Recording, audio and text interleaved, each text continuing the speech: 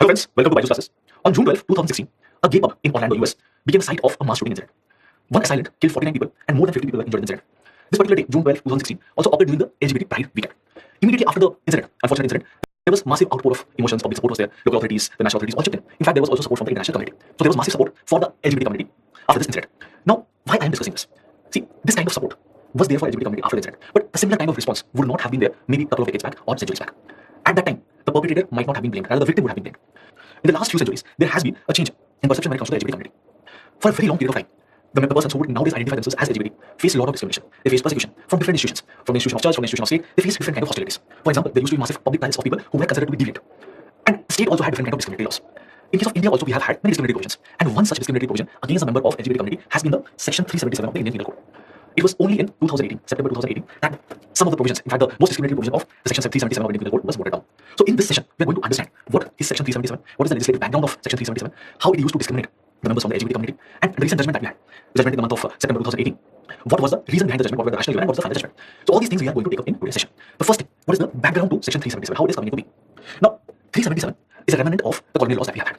So to understand it, we have to go back. We need to understand the laws that were prevalent in England. Now there are some documents, legal works like Fred and Brigham, which document the prevailing laws of England, the laws during the 13th century, 1290, 1300. And from these laws, from these documents, we can understand that sodomy was considered as a crime in England at that point of time. In fact, later on we find that sodomy was penalized by hanging. So death punishment was there for sodomy. So there was this Burglary Act of 1533 which penalized sodomy by hanging. By 1861, it is observed that death penalty is abolished. Death penalty for burglary is abolished in the places like England and Wales. But it is still considered to be a crime. And it is considered to be that kind of crime which should not be measured by distance. And this thing is serving as a base for enactments for the colonies of Great Britain. So whichever colonies were there in Great Britain, their laws are basically getting influenced by these prevailing notions. So accordingly, we are also having Section 377 of the Indian Penal Code. Now, what exactly is this Section 377? What it is talking about? Section 377 talks about unnatural offences. Now, what do we mean by unnatural offence? This is what was exactly mentioned under Section 377 of the Indian Penal Code. Whoever voluntarily has carnal intercourse against the order of nature with any man, woman, or animal shall be punished with imprisonment for life or with imprisonment of either description for a term which may extend to 10 years and shall be liable to fine. So one thing you can note here is they are mentioning the terms carnal intercourse against the order of nature, and it is applicable for man, woman, animal. So if anyone is getting engaged in these kind of sexual activities which are against the order of nature with man, woman, or animal, will be punished.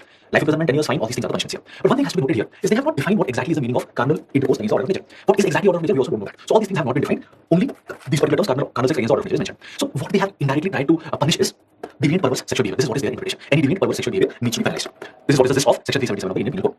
Now, in the beginning of 20th century, we find different kind of psychiatric theories now.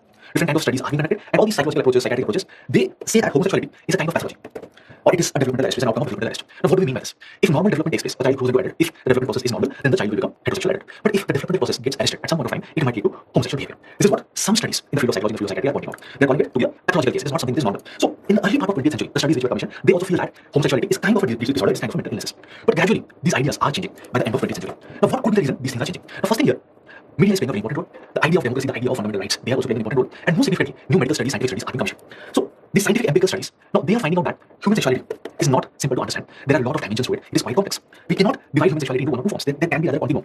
So, there are a lot of variations when it comes to human sexuality. And these studies are pointing out that homosexual, heterosexual, bisexual, all of these things are natural. They are all inherent. And they are not a matter of choice. You are born with it. You cannot choose to be homosexual or to be heterosexual. It is something which is innate. It is something immutable. It is something inherent. So, the perception towards homosexuality changes.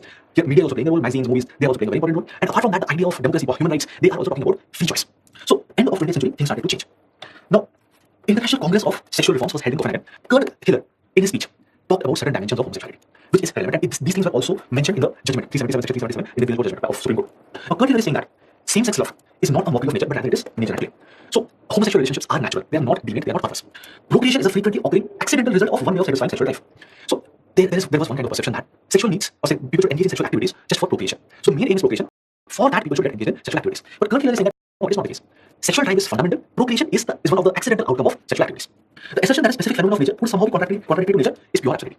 So same-sex love is something which is natural, and considering it to be deviant perverse is not correct. That is what Kurt Hiller talks about. In UK, there was a report by Wolfram Committee, and they find out that because of these anti-sodomy laws, an atmosphere of blackmail, harassment, violence against homosexuals has been created. So laws are there, anti-sodomy laws. So because of these laws, people who are from these community, LGBT community, they are always in that atmosphere of fear. They can be charged under these laws. They can be arrested for that. They can be detained for that. The legislative body in the United Kingdom is recognizing it, and gradually they are passing laws. For example, Sexual Offences Act 1967, which is decriminalizing consensual homosexual acts done in private, provided the members who are engaged in that are of age of 21 years. So gradually, anti-sodomy laws, they are being removed. Gradually, decriminalization of consensual homosexual acts are carried out. There was a report, homophobia report, by International Lesbian, Gay, Bisexual, Trans Association in 2017, and it finds out that in 124 countries, homosexuality is not penalized. And in fact, there are many countries in which same-sex marriage is also allowed. 24 countries, they allow same-sex couples to marry. There are 28 countries which allow partnership between same-sex couples. And again, there are some other countries which have passed enabling legislations which will prevent discrimination against a member of LGBT community. For example, UK, it has passed laws under which discrimination against members of LGBT community when it comes to employment, education, social protection, housing cannot be there. So people cannot be discriminated on the basis of their sexual orientation. Just like we have different fundamental rights, people cannot be discriminated on the basis of age, caste, etc. Same thing here. On the basis of sexual orientation, people cannot be discriminated. The laws that UK has passed. Apart from all these legislative changes in different countries, there have been different studies to understand homosexuality. What is the reason which leads to homosexual behavior? Now, what are the outcome of these studies? Now, different studies were conducted which tried to link homosexuality or your sexual orientation with genetic, hormonal, developmental, psychological, social, cultural influences, but no direct correlations could be found. So we do not have much conclusive evidence which can link the sexual orientation of an individual. It may be homosexual orientation, it may be heterosexual orientation, or it can be bisexual orientation with all these possible factors. So direct linkages could not have not been found. But what has been observed is sexual orientation of an individual is innate to an individual. It is something which is immutable. It is a very important part of one's identity and it cannot be changed. It is not a matter of choice here. So it has been accepted by different countries, it has been accepted by different researchers that homosexual behavior, bisexual behavior is nothing but a natural variant of human sexuality. The way humans express their sexual desires, it is of different forms. Some human beings, they will express it in this way, some human beings will express it in this way. So being heterosexual, being homosexual, being bisexual, everything is natural. Those who are homosexual or those who are bisexual, they are not deviants, they should not be considered as social outcasts as they have been considered for a very long period of time, and consequently they have been facing different kind of discrimination. Homosexual behavior is a natural variant of human sexuality. So homosexual behavior, heterosexual behavior, and bisexual behavior, they are all different variants, natural variants of an individual sexuality. There have been some more pioneering studies in the 20th century. For example, the studies conducted by Kinsey, Alfred Kinsey, and Kinsey basically created a scale of sexuality. He rated individuals on that scale. On one side, you have 100% heterosexual behavior, and on the other side, 100% homosexual behavior. And people will fall under different parts. People's sexuality will be at different points of the scale. So the idea that heterosexual behavior is the natural behavior and homosexual behavior is a deviant behavior has been proved wrong by Alfred Charles Kinsey's scale of sexuality. Now, for a very long period of time, homosexual behavior had been considered as a mental disorder. So, in the later part of 20th century, different changes are being created, different changes are being institutionalized by different international institutions to do away with this injustice. For example, the American Psychiatric Association in 1973, they removed homosexuality from the diagnostic and statistical manual of psychological disorders. Similarly, World Health Organization, it removed homosexuality from the list of diseases in the International Classification of Diseases. Indian Psychiatric Society, they are also removing homosexuality, different kind of sexual orientation as a psychiatric disorder. So, homosexuality, because of all the studies that were conducted, it points to the fact that it is not a mental illness, it's not a mental disorder, rather it is something which is quite natural. So this is how the attitude towards homosexuality has changed. But not that everywhere it has changed, there has been a lot of variations. In case of India, the attitude has not changed drastically, and only in recent times that judiciary has tried to bring about some changes.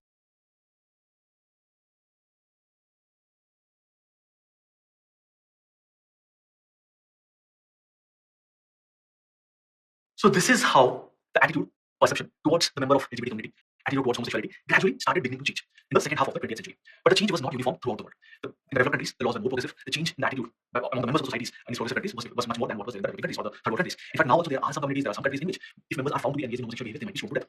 In case of India also, we have had discriminatory laws which punished members of homosexual communities for a very long period of time. Till September 2018, Section 377 of Indian Penal Code also criminalized sexual behavior among members of homosexual communities. So how this particular part of the law, how the Section 377 of the Indian Penal Code is being watered down by Supreme Court, that is what we are going to understand in this session. So firstly, we will put the entire Section 377 under the lens. We'll try to analyze it. So Section 377 of Indian Penal Code talked about carnal intercourse against the order of nature. This is something which we talked about. And if two people are engaged in this, if an individual is engaged in this, that person can be subjected to life imprisonment, can be punished till 10 years. And it is something which applies to everyone irrespective of gender, age, or consent. Consent is something which is not being considered. Even if two members are engaged in what is referred to as carnal intercourse with their own consent, then also they can be charged under it, they can be considered to be a criminal behavior. But the problem here is the definition of carnal intercourse. It has not been specifically mentioned. Sexual intercourse has been defined, it has been mentioned, but carnal intercourse has not been defined. Sexual intercourse finds mention in Section 375, 497 of the Indian Penal Code. But carnal intercourse is not defined. But so since it has not been explicitly defined, so it is subjected to different kind of judicial interpretations. And most of the times we find that judiciary interprets carnal as all those kind of intercourses which do not fall under the category of penile vaginal intercourse. So any intercourse, any penetration which falls outside penile vaginal intercourse is generally referred to as carnal intercourse. So it should fall outside the domain of penile vaginal intercourse and it should not lead to procreation. So that is what is the meaning of carnal intercourse as has been obtained from different kind of judicial interpretations. This is how judiciary has interpreted carnal intercourse, Section 377 and different points of time when it is taken judgment. Now this section has been found to be violative of different kind of constitutional provisions. It has been found to be violative of different fundamental rights which individuals are entitled to. So how Section 377 of Indian Penal Code is violative of different fundamental rights. This is something which is very important for us to understand, and this is something that we are very trying to understand. First thing, Section 377 is violative of Article 14. What does Article 14 tell us? Article 14 talks about equality before law and equal protection of law within the territory of India. So how is Section 377 violative of this? Now Section 377 discriminates. It penalizes some form of sexual interaction. It penalizes all forms of sexual interaction which are non-penile vaginal intercourse. So penile vaginal intercourse is not penalized, but non-penile vaginal intercourse is penalized. So there is a discrimination here. So non-penile vaginal intercourse, which is consensual, that is also penalized. So that is the reason it is discriminatory in nature. So that is the reason Section 377 of Indian Penal Code goes against Article 14 of Indian Constitution. Apart from this, a dichotomy is found in the law as well. Indian Penal Code, Section 375, it gives the definition of rape. According to Section 375, all penetrative acts which are performed by a man against a woman without her consent or obtaining her consent under duress, she's forced to. The situation is such that she is forced to give her consent. They are all considered to be rape. So if there is penetrative act, any penetrative act without a female's consent, or if she's forced to give her consent, then it is called rape. But one thing has to be noted here: if the woman gives her consent, if both the people who are involved in this penetrative act, their consent is there for the penetrative act, then it is not considered to be rape. So consensual penetrative acts are permitted under Section 375. But under Section 377, the same act of penetration is considered punishable. Consent is not taken into consideration. So here also there exists some sort of dichotomy, there exists a contradiction. So this inherent contradiction, this dichotomy was also challenged. Apart from this, Section 377 of the Indian Penal Code is also violative of Article 15 of the Constitution. Now, what does Article 15 of the Constitution say? Article 15 says that the state cannot discriminate against any citizen on the grounds of religion, race, caste, sex, or place of birth. So, on these grounds, state cannot discriminate. Now, one thing you can observe here is discrimination cannot be on the basis of sex. Now, what is the meaning or interpretation of sex as per Article 15? Now, generally, when we use the term sex, it refers to the biological attributes. So, what is the differences in the organs? What are the different differences in the secondary sexual characteristics? What are the differences in the chromosomes? These all considered to be sex. But the Supreme Court talked about an expansive interpretation of the term sex in the Nalsa judgment. So, according to it, sex should not only refer to the biological attributes. It should not be reduced to only the biological attributes. Rather, it should also include sexual identity and character. That should also be part of the term sex. That should also be the interpretation of the term sex. So, indirectly, what it means, the state should not be discriminating someone on the basis of an individual's sexual identity and sexual character. So, the definition should ideally be broader. The same thing has also been echoed by Justice J.S. Verma Committee, which was set up after the New Incident. Justice J.S. Verma Committee also recommended that the term sex under Article 15 should also include sexual orientation. So, an individual should not be discriminated by the state on the basis of his or her sexual orientation. Apart from that, there are some international examples as well. The United Nations Human Rights Committee, it talked about including sexual orientation as part of International Covenant on Civil and Political Rights. Another thing you can also observe here is what are the grounds that we're talking about on which the state should not be discriminated. Some of the grounds that we have here is race, caste, sex, place of birth. Now, these grounds are considered to be immutable. They're all immutable status. You cannot change that. You cannot change your own caste, you cannot change your own race, you cannot change your own sex, you cannot change your place of birth. So these are immutable status. If someone is being discriminated on the basis of all these things, it means they are denied personal autonomy. So that is the reason discrimination along these lines should not happen. And the idea of sex is comparatively broader, which has been recommended by committees, which has also been interpreted by Supreme Court in a larger manner. And international examples are already there. So section 377, which discriminates individual on the basis of sexual identity, is a violative of Article 15 of the Constitution. Apart from Article 15 of the Constitution, section 377 of Indian Penal Code is also violative of Article 21. So how is it violative of Article 21? So first, what is Article 21? What does it say? Article 21 of the Constitution provides that no person should be deprived of his life or personal liberty, except according to the procedure established by law. And this procedure should be fair, just, reasonable. So it is indirectly the right to life and liberty. Some restrictions can be there, but these restrictions are subject to these conditions. It should be fair, just, and reasonable. And this protection is provided to citizens and non-citizens. And it should be irrespective of their identity or identity. There should not be discrimination in this along these lines. Now, Article 21 of the Constitution, right to life, personal dignity, has been expansively interpreted by the Supreme Court at different points. Supreme Court at different points of time. Multiple kinds of rights can be considered under right to life. So this is something which is very important, and we have to see how Section 377 of Indian Penal Code goes against right to life and dignity. How it is hurting the dignity of an individual, how it is hurting the life chances of an individual. Maybe it is impacting the individual's right to health, maybe it is impacting an individual's right to privacy. Right to health, right to privacy, all these things have been interpreted as rights which can be considered under Article 21, under right to life and liberty, under Article 21. Justice Bhagwati says that Article 21, right to life, dignity, does not necessarily mean right to minimum standards of living, or let's say right to minimum food or other resources. According to Bhagwati, this means that an individual should have the right to carry such functions and activities so that the person is able to express his own human self. That also should be considered as part of right to life and dignity. So if you are having a fulfilling life, that means you should be able to express your own self. Is Section 377 of the Indian Penal Code allowing a person to express one's own self? That is something which is important. So we see how Section 377 goes against one's right to dignity, one's right to privacy, one's right to health. When it comes to dignity, the term dignity, again, it's an amorphous concept, very difficult to exactly identify what is dignity, very difficult to measure, classify what exactly is dignity. But it is something which is core to human existence. It is intrinsic to human life. So how Section 377 goes against it? So Section 377 prevents people from entering into enduring relationship. Those who are part of the LGBT community, they cannot enter into these long-lasting relationships. They are forced to lead a life of solitary existence. They might have to stay alone. They are forced to lead a closeted life. They have to hide their own identity, part of their identity. They cannot mention it to others. So they are living within a closet. They're hiding it. And it prohibits them from engaging in different kinds of sexual relationships, even in private. Also, the attitude that is there of the society towards members of LGBT community, they look down upon. They might be facing different kinds of boycotts. So this social ostracism also prevents them from taking up different activities that they could have taken up had they been considered as full citizens. So they are not being considered as full citizens within their own state. There might be discrimination from the side of the employer, which might prevent them from working over there. Or they might be thrown out of their jobs. There can be discrimination by the housing societies. They might not allow same-sex couples to stay together. So they cannot act as full citizens. Their rights are getting cut. They're not able to realize their fullest potential. So right to life and dignity gets impacted here. Apart from this, the right to privacy also gets impacted. Sexual orientation of a person is an essential attribute of a person's privacy. Sexual orientation of a person is an essential attribute of privacy. What is the meaning of privacy here? Privacy does not mean leave us alone. That is one dimension of privacy. The idea of privacy has also undergone massive changes. The special privacy is one part, leave us alone. I want a private space. But privacy also means decisional privacy. It is my own decision. I can keep the decision private. Privacy of choice is also important. I should be able to choose my own partner and I can keep it private. So, right to make fundamental personal choices. Who should be my partner? What kind of sexual activity I should engage with my partner? So, all these things should remain private. Unwarranted state intervention should not be here. How do individuals are engaging with each other in their own private space, within the confines of their house or in a hotel room? Here, state should not be interfering. State has got nothing to do here if it is consensual in nature. Since state's interference was there, state could interfere. State could charge people under Section 377. It goes against the norms of privacy. So Section 377 takes away decisional autonomy of LGBT person. They cannot decide for themselves. It prohibits LGBT members from expressing their own sexual orientation. But one thing has to be noted, right to privacy is not an absolute right. There can be reasonable restrictions on it. But what is the restriction as per Section 377? On what ground Section 377 has come to be? It is on the basis of societal morality. So again, societal morality should not be a ground on which right to privacy can be granted. So the restrictions imposed are not reasonable. So this is the reason why Section 377 goes against the norms of right to privacy. Apart from that, Section 377 also impacts one's right to access healthcare. Right to access healthcare facilities, right to access health. Now, Section 377 compels LGBT person to lead closeted lives. It prevents them to access different kinds of healthcare facilities. If they're accessing healthcare facilities, maybe their sexual orientation would be known and it can put them in trouble. So that is the reason they would prefer to not access different healthcare facilities even if they have some issues. And because of this, our fight against AIDS can also get impacted. Members of the LGBT community, they are more vulnerable to contracting HIV. Now, many times what might happen is they might contract HIV, but because of the kind of prejudices that exist, they might not be accessing healthcare facilities.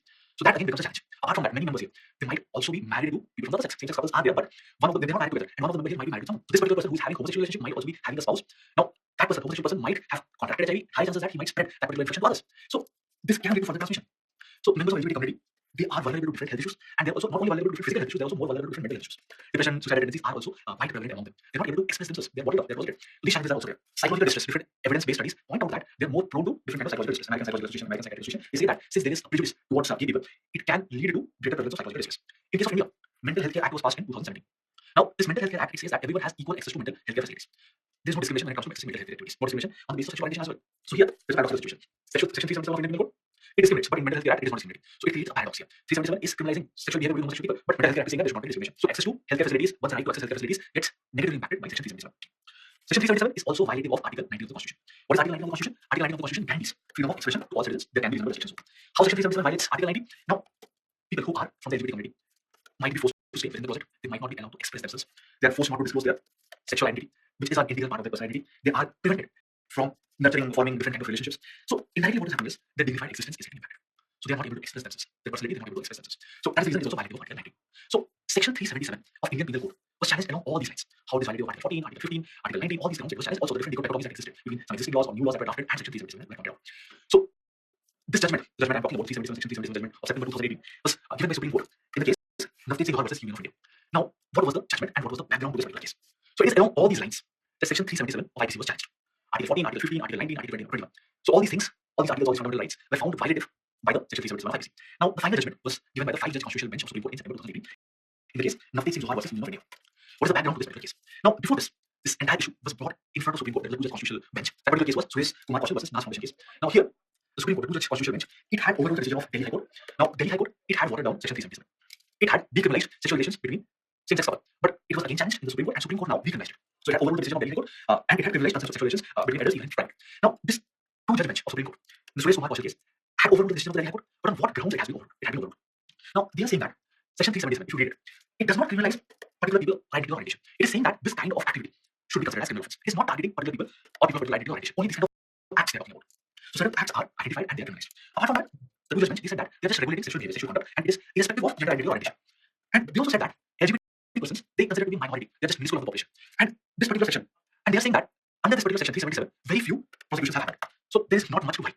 Apart from that, they are saying that yes, they are recognizing the fact that there have been instances in which people have used Section 377 to perpetuate harassment, blackmail, torture, but this cannot be the ground to declare it unconstitutional. So maybe you can go for some other mechanism to prevent these things, but since it has been negatively used in some instances, we cannot shut it down for that purpose itself. So on these grounds, they had kept 377 intact. But there have been multiple fallacies in their judgment. Now, what are these possible fallacies? First thing, carnal intercourse against the order of nature, it has not been defined, so it becomes too wide, the scope becomes too wide, so too broad, so it cannot be properly implemented. Apart from this judgment does not make the distinction between consenting adults engaging in sexual intercourse and those sexual acts which do not involve consent. So the idea of consent is not one of the fundamental base of this particular judgment. Apart from that, it does not take into consideration the fact that sexual orientation is something which is immutable. Sexual orientation is part of one's identity. It is an innate part. It is an inherent part. It cannot be changed. Apart from that, the choice of LGBT persons to enter into intimate sexual relations with persons of the same sex, it is a personal choice. It is an expression of one's own autonomy. It is an expression of one's own self-determination. It is not taken into consideration. It is discriminating individuals on the basis of sexual orientation, and which is something which is immutable. LGBT members, yes, they might be a minority, they might be a minuscule fraction, but that does not mean that they do not have fundamental rights. Even if they are a minuscule proportion of the population, they have fundamental rights. They're equally entitled to enjoy fundamental rights. So the articles 14, 15, 19, 21, they all equally apply to them, even if they are in minority. So these were some fallacies in the judgment, which is Constitutional Bench of the Supreme Court judgment, Suresh Kaushal case versus Nas Foundation, and these fallacies have been identified in the 5-judge Constitutional Bench judgment, and it has been rectified. So at present, these particular fallacies have been taken care of. So the 5-judge bench of Supreme Court, the Navteej Singh Gohar versus Union of India, it reversed its own 2013 Suresh Kumar Kaushal case judgment, and at present, consensual acts, sexual acts between adults in private space is not considered to be crime. But now also, the provisions of Section 377 are applicable for non-consensual sexual acts. They're not applicable to consensual sexual acts, but non-consensual sexual acts, it will be applicable. For example, against minors, it can be applicable. Acts of bestiality, they also will be applicable. So this is the Section 377 judgment in the Navteej Singh Gohar versus Union of India case.